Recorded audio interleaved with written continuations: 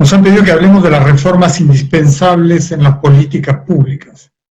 Y claro, habría que decir qué son ahora las políticas públicas y qué van a hacer en el futuro.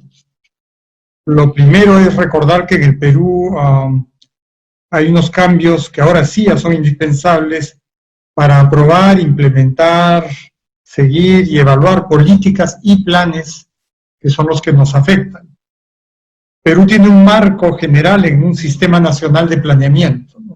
No sé si todos lo conocen, lo voy a mencionar en general y después podemos regresar a eso, que no estaba funcionando nada bien por años, desapareció por 25 años, pero sí nos estamos tratando de ponerlo en operación a partir del 2017. Ahora, con la situación de emergencia nacional, resulta evidente que las prioridades cambian y entonces hay un trabajo que creemos que es un trabajo de toda la sociedad peruana y su Estado, para ver cómo orientamos el desarrollo de corto, mediano y largo plazo. Hay algunos elementos, no sé si ustedes están familiarizados con el sistema, pero hay cosas, felizmente, que no cambian radicalmente. El año pasado, después de un proceso bastante largo, tomó 2 años, se aprobó en Perú una visión de Perú al 2050. En este foro del Acuerdo Nacional. Les recomiendo a los que no están acostumbrados, pueden entrar a la página del foro del acuerdo o a la página de CEPLAN para todos los temas que voy a mencionar, están ahí. Esa visión tomó 2 años de discusión entre sociedad, Estado y partidos políticos, que es este foro. Pero claro, la visión es tan larga que felizmente no se afecta en el corto plazo. Igual que no se afectan radicalmente las políticas de Estado. Lo que sí se afecta mucho es la política general de gobierno. Ustedes habrán escuchado ayer al presidente del Consejo de Ministros en el Congreso discutiendo la política general de gobierno y cómo esos 5 temas de la política general de gobierno en situación normal ahora tienen un añadido muy fuerte, que es el manejo de la emergencia, ¿no? Y que también modifica las políticas de Estado. Ese es el contexto. Yo quizá después, si me alcance el tiempo, voy a medir el tiempo porque no lo estoy midiendo, podemos regresar para ver estos temas otra vez. Lo que sí voy a hacer es ir de frente a unos tipos de conclusiones, digamos, sobre estos aspectos. Lo primero es que hace poco, una vez que apareció el COVID, formalmente en marzo, ¿no es cierto?, la paralización de actividades ha sido de tal nivel que está cambiando todo. ¿No es cierto? Nos afecta en lo social, en lo económico, hay impactos en todo. Ya reaccionando frente a esos impactos, aparte de las medidas iniciales de la emergencia y las posteriores, y la inmovilización social y todo lo demás que hemos visto, no podemos quedarnos con las políticas que teníamos a principios de este año, ¿no es cierto? ¿Qué va a cambiar entonces? Cambian múltiples niveles de política. Lo que comentaba al principio es que en las políticas de Estado, que son estas que se discuten en el Foro del Acuerdo, son de bastante más largo plazo. Entonces, claro, nadie va a discutir que queremos una sociedad con bienestar para todos, con buena calidad de empleo, con ambiente equilibrado. Entonces, esa parte no se va a discutir. Lo que sí discutimos es, como ayer, no sé si pudieron ver, qué cosa es la política general de gobierno entre ahora y el 2021, por ejemplo. Y cuáles son las políticas generales que afectan, digamos, de aquí al 2023. Esas son las que están ahora en discusión.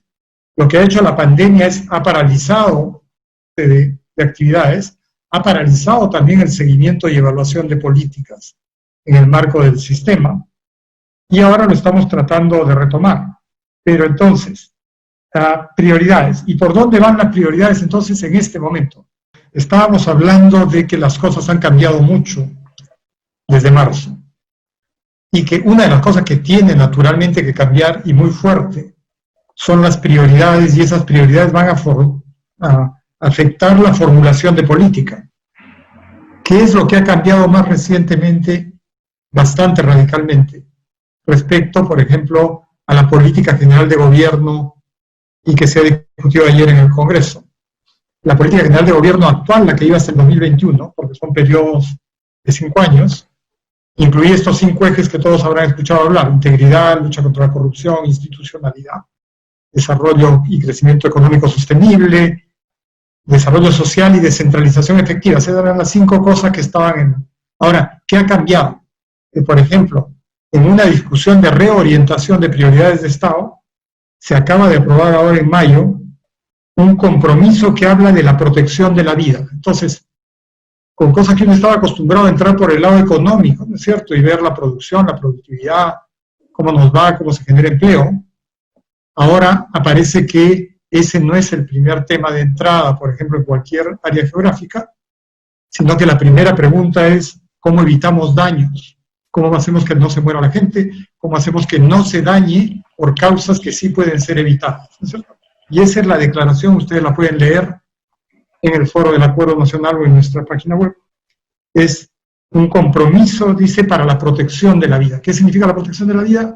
Que no se dañe nadie, que nadie pierda su potencial por causas que puedan ser evitadas. ¿Quién tiene que evitarlo? Cualquier persona, cualquier miembro de la sociedad peruana o de su Estado deberían estar muy atentos a que nadie pierda su pleno desarrollo por causas evitables. No lo estamos haciendo. Uno es que uno se enferme de algo, como el COVID, pero la violencia, los accidentes, la contaminación, y hay muchas otras causas por las cuales uno puede perder parte de su potencial. Lo pierden las niñas, los niños, cuando tienen anemia muy temprano y el desarrollo de su cerebro se afecta. Ya. Pero lo que estamos diciendo ahora es, se le añade un elemento a la formulación de política. Ese elemento se discutió ampliamente con los gobernadores regionales, por ejemplo, con alcaldes provinciales, y se llegó a un esquema de prelación de política, es decir, ¿con qué repriorizamos? ¿La vida arriba? Sí. Entonces la protección de la vida en este momento es el abastecimiento esencial, es decir, si las familias no tienen acceso a un conjunto esencial de bienes y servicios, también se empiezan a dañar. Y por eso se ha llamado esto también hambre cero. Es decir, no se puede permitir que en un país como el Perú empiece a aparecer hambre como causa de daño.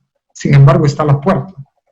Si tengo que mencionar ahora las 5 cosas en la emergencia, que son prioritarias, que orientan, por lo menos desde el lado del sistema de planeamiento, y lo hemos discutido tanto con el Consejo Directivo de ese plan, como con las autoridades nacionales, regionales y locales.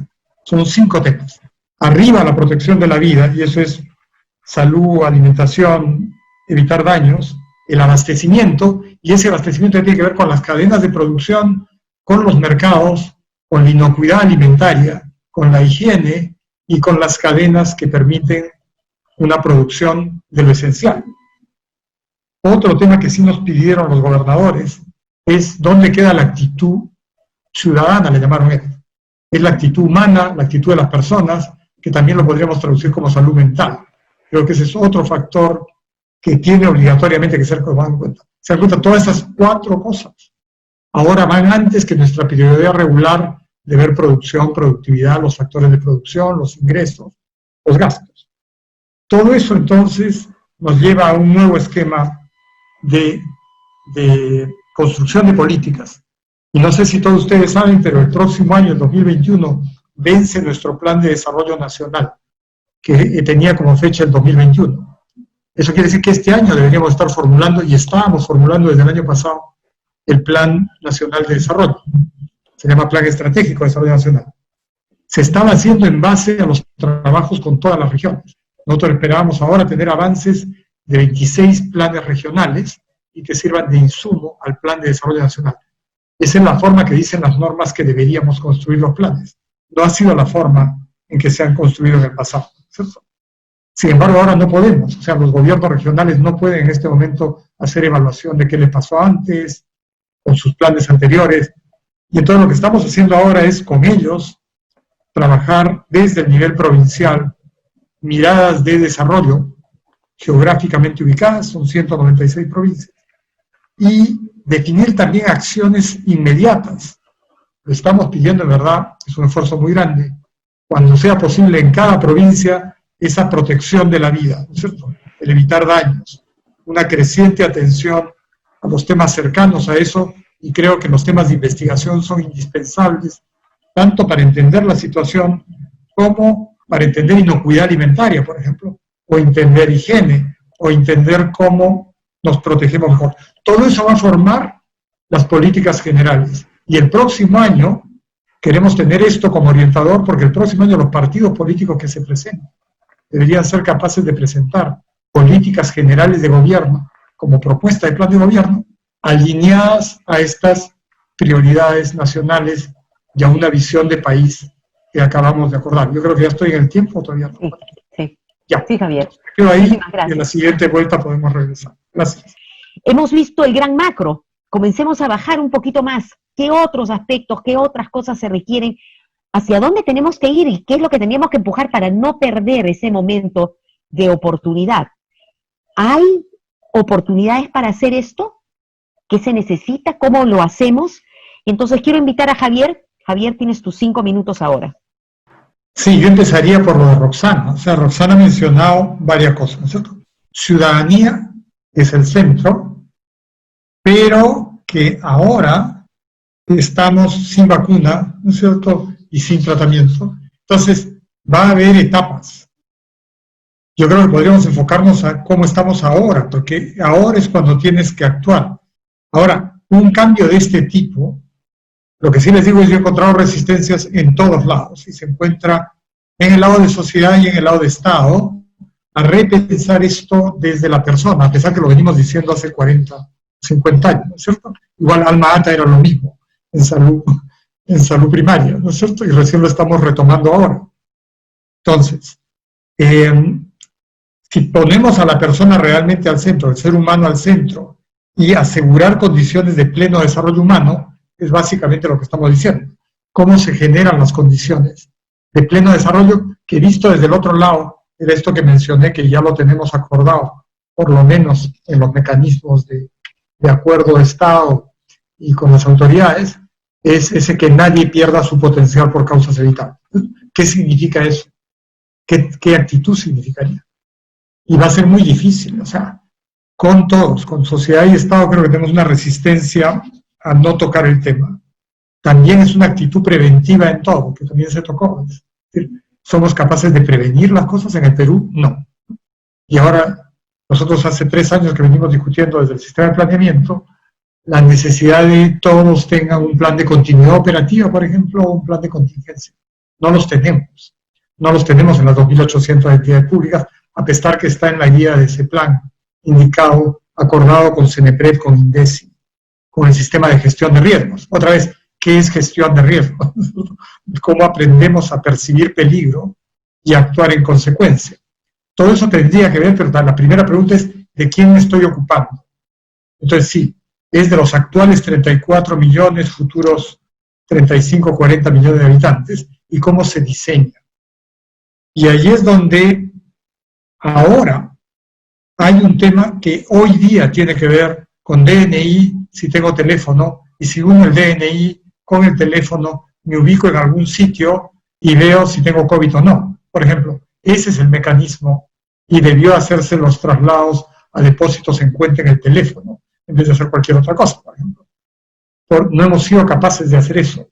Pero entonces ahora sí tiene que ver con todo lo que han comentado.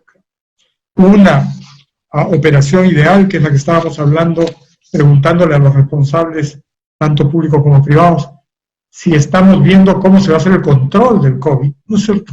¿Se va a hacer el control con DNI, teléfono y un tipo de seguimiento inteligente, o vamos a hacerlo de otra manera? Hasta ahora no lo tenemos operando, a pesar que ha habido esfuerzos privados y públicos. Yo creo que eso es en muy, muy corto plazo, pero desde el sistema de planeamiento lo estamos aplicando a que la futura imagen de largo también incorpore esto, no tiene por qué no incorporarlo. La visión del 2050, que se aprobó en el acuerdo, en su primer gran tema, tiene de que nadie sufra daños en su potencial por causas evitables. Eso nomás ya es el multifactor, ¿no?, de prevención y de atención. Y el otro es que desarrolle su potencial. Eso tiene que ver con todo, con educación, con salud, con agua, ¿no? A trabajar entonces eso, tanto en el muy corto plazo. En el corto plazo se trata de se salven vidas, se prevenga y se empiece a enrumbar las políticas. Eso significa que no deberíamos estar hablando de políticas sectoriales sueltas. En un área geográfica ayer he estado viendo un caso, ¿no es cierto?, de gente que acaba de terminar su cuarentena y uno le preguntaba, cuál es tu lugar de origen, dónde partiste, a dónde vas. Está en un departamento y quieren ir a otro departamento donde tienen su DNI que dice que ahí viven, ¿no es cierto? ¿Cómo se hace el traslado? ¿Cómo se organiza? ¿Cómo se hizo la cuarentena? ¿Cómo se controla que no tenga COVID? Y eso va a ser parte de todo el tema. Creo que ese es nuestro día a día hoy día. Pero imaginemos de aquí a 3, 4, 5, 10 años, tenemos el 2030 aquí nomás, y tenemos todos los acuerdos internacionales que hemos firmado de la Agenda 2030. Podríamos imaginar entonces una donde, como dice Roxana, tengamos algo asegurado. No debería haber, no hay razón para no tener DNI, teléfono vinculado, y por lo tanto una cuenta cero costo en la cual tú puedes manejar y manejar lo que queramos, ¿no es cierto? Ojalá se hubiera hecho lo del DNI electrónico. Tampoco lo pudimos, nos demoramos mucho en hacer las cosas. Y los sistemas administrativos en Perú, en verdad, son una carga espantosa. Ustedes lo pueden ver en las compras y en todo. O sea, nos falla prácticamente por todo lado. Entonces, yo solo insistiría, si ponemos a la persona realmente al centro, que es algo que venimos, nuestra Constitución lo dice, la Agenda 2030 dice, los derechos humanos lo dicen, y sin embargo, no lo hacemos. ¿Seremos capaces de cambiar entonces los procesos de toma de decisiones a uno centrado en la vida de la gente? Ese sería el gran cambio, lo estamos aprobando en mi Consejo Directivo, ya lo aprobó para el siguiente ciclo de mejora continua de políticas y planes de múltiples niveles. Y ahí veremos qué pasa. Y acá hay una pregunta que dice, ¿cuáles serían entonces las propuestas para que la corrupción no absorba todo este esfuerzo del Estado de trabajar en políticas públicas? Y quiero darle la palabra a Javier por un lado y después a Pedro, porque creo que es importante. No podemos negar que en nuestro país muchas veces se ha hablado de cambios, pero algo siempre lo retrasa. Entonces seamos evidentes, ¿qué esfuerzos vamos a hacer para que la corrupción no absorba esto? Javier. Sí, yo coincido primero con Roxana porque tiene que reconocer la realidad, ¿no es cierto? Y eso es lo que yo comenté al principio, o sea, aún el poner a la persona al centro ya cuesta. ¿No? ¿Por qué? Porque te obliga a cambiar un montón de cosas. Y nadie, pero yo les diría nadie, ni público ni privado, quiere cambiar. Y ese es un enorme problema. En cuanto a lo de centros de pensamiento y todo lo demás, por supuesto, la ley de ese plan dice que tenemos que hacer todo eso. Lo que pasa es que no existió por décadas y ahora acabo de devolver 25% de mi presupuesto para ayudar a la pandemia. Entonces, las personas que estábamos contratando para empezar a hacer ese tipo de cosas ya no están. Es un tema, ¿no es cierto? O sea, decisión de hacerlo, pero la otra sería ser capaces de fijar, una vez, al fijar pocos objetivos nacionales, la cosa se aclara. Y establecer los flujos de información que acompañan a esos objetivos. No son objetivos, indicadores, metas, costos. Nadie costea nada. Tú le pides a la gente que fije indicadores, que costee, y que eso sea la base. Sería la base incluso para asegurar una programación nacional, multianual, de salud primaria, por ejemplo. ¿Qué va a haber en el presupuesto 21, 22, 23? Que asegure salud universal, aunque sea una preventiva para todos. No está, ni siquiera hemos terminado de discutir ese petitorio del PEAS, ¿no es cierto?, que pone el piso mínimo. ¿A qué cosa? ¿Cómo defino? Lo estoy preguntando hace varios meses. ¿Qué es el piso? Escriben los protocolos, los estándares de actividades. Se están enojando mucho con nosotros, no sé si saben, desde que salió este famoso decreto 029 en 2018, que describe la política y la política del Estado. Ahora le estamos exigiendo definición de objetivos, costos, y nadie quiere hacerlo transparentemente, ¿no es cierto? Ahí hay un primer gran tema. Entonces, una vez establecidos objetivos, lo que hay que hacer es poner todos los sistemas de información. Ustedes pueden entrar ahora a nuestra página web, ¿verdad? Desde hace 2 años, ya empiezan a aparecer seguimiento de objetivos con costos, ¿no es cierto? Ya hay centro de costos ahora en los planes operativos, pero todo el mundo se resiste muchísimo, se resisten a declararlo en la política porque después lo van a seguir. Y el sistema de información va a poner todo transparente. Ahora ya tenemos unido al CIAF del Ministerio de Economía con nuestro sistema. Y hay un acuerdo sobre eso, y que los planes operativos así definidos sean la base de la asignación de recursos en el presupuesto. Eso va a tomar un tiempo todavía, pero está en camino. Si tuviésemos eso, y eso es de acceso para cualquier ciudadano, ustedes saben, ¿no es cierto? El SEAF, por ejemplo, está disponible, hace mucho, no se usa como se debería, pero tú tienes la posibilidad de seguir lo que quieras de los recursos. Y la otra sería una enorme simplificación de los sistemas administrativos del Estado, ¿no es cierto? Son 11 sistemas, ¿no es cierto? El que más se ha discutido, y ayer se discutió en la sesión del Congreso, es el de compras del Estado, por supuesto, ¿no es cierto? Sigue siendo todo una traba enorme, todo se sobreregula, todo permite, al estar tan intrincado a propósito, permite todas las mafias y da lugar a más mafias, ¿no es cierto? Que son las que también ha mencionado Paco, lo de Roxana, ¿no es cierto?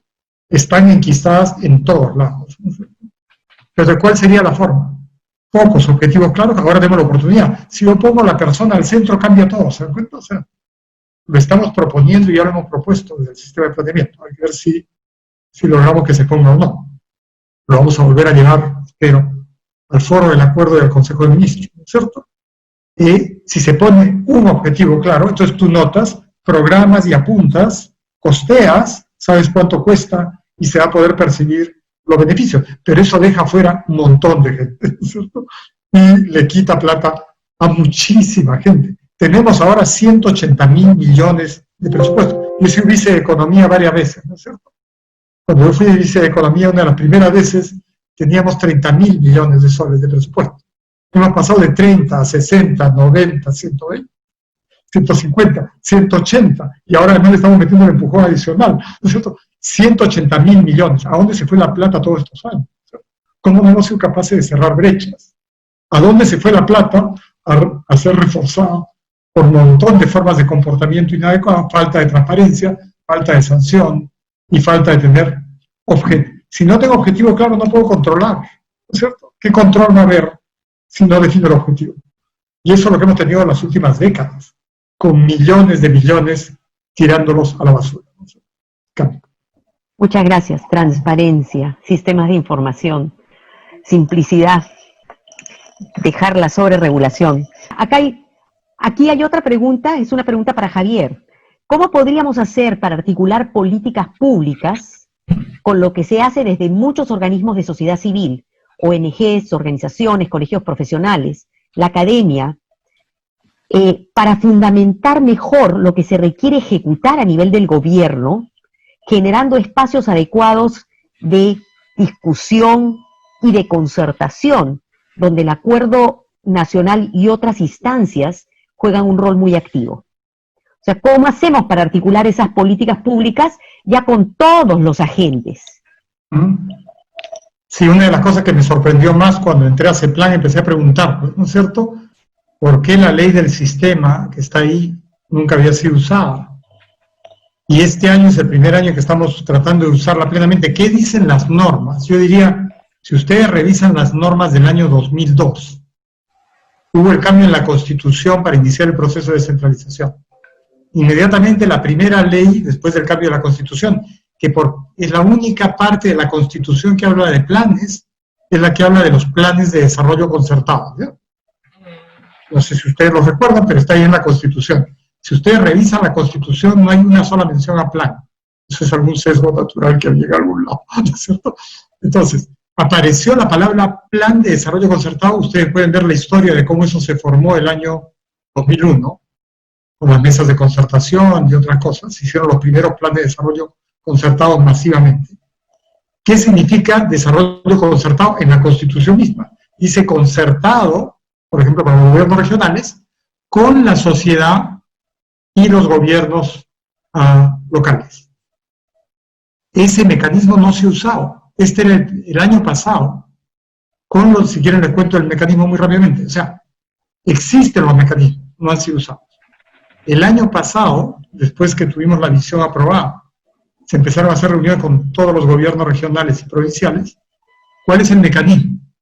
En las leyes ya, no solo la de bases, en la de gobiernos regionales y en la municipal, dice que hay un mecanismo que se llama el Consejo de Coordinación Regional, por ejemplo. Eso es aparte de que estamos usando universidades, cámaras de comercio, colegios profesionales, mesas de concertación, que también son espacios. Eso sí, ahí está. Pero además están los consejos de coordinación regional. ¿Quién forma el consejo de coordinación de una región, por ejemplo? El gobernador regional, los alcaldes provinciales y la representante de sociedad civil. ¿Qué tienen que hacer? Ellos tienen que ser los que proponen el plan de desarrollo. Eso se repite en el nivel regional, provincial y distrital. No ha funcionado nunca. Por si acaso, una de las razones por las que no funcionó nunca, si ustedes ven los debates del año 2002, es porque lo bloquearon a propósito. A propósito se trabó el mecanismo. En ese momento una enorme discusión para quitar ese mecanismo. Lo quitaron en una primera versión, no sé si ustedes se acuerdan, hubo toda una presión ciudadana para reponerlo, porque en ese momento había una presión ciudadana por la descentralización, pero también por la participación.